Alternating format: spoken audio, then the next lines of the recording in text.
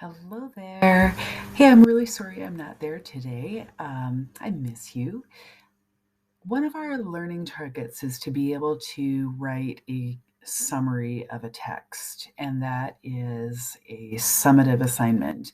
And so we're going to practice one more time with a nonfiction article, and then on Friday, you will have a summative for a new article. So let's go through this step by step. You can work together in class with your substitute teacher to do this. All right? See you soon. Reading and summarizing nonfiction text. Remember, we started with some nonfiction chapter books, and then we went to some shorter text for the purpose of our research unit. Before you can summarize something, you need to read it and understand it.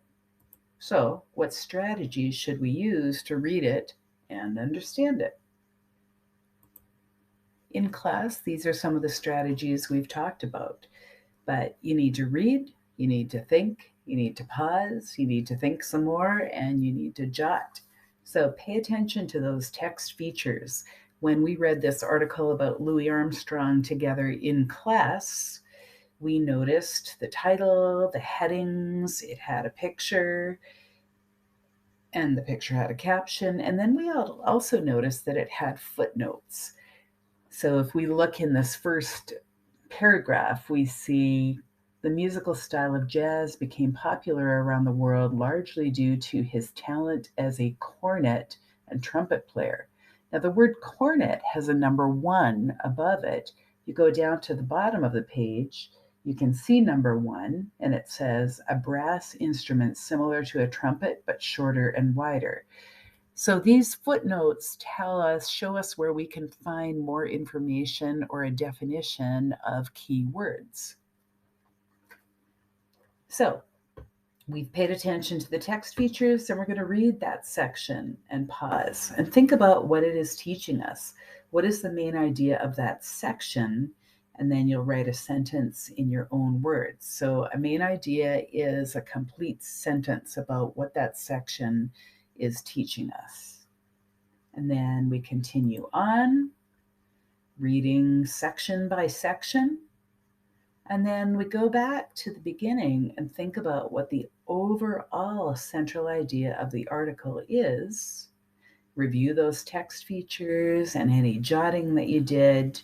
And now you are ready to write your summary. If you were here in class, we did this together. We read it, and I modeled how to do this summary writing assignment, and you should have it taped into your notebook. If you were not here, I posted this summary in Google Classroom because I'd like you to follow this format for the assignment that you'll be working on today. So, after reading that article about Louis Armstrong, we decided that the overall central idea was that Louis Armstrong was a very successful and important jazz musician who introduced new styles of music. And then we tried to write those main idea in our own words, and I realized after one class that I had actually copied directly from the text. So if you copy something directly from the text, which you can do once in a while, you have to put it in quotation marks. So my first main idea was Louis Armstrong is one of the world's most famous jazz musicians. And I think that came right from that first section of the article. Then we said he overcame many obstacles in his life through music. And then another main idea was that his music continues to inspire many people. So then we put it together into a paragraph form. And one of the things we have to remember to do is acknowledge the author in our summary so that we're not trying to claim that we wrote it ourselves, but that we read somebody else's work and we are summarizing it.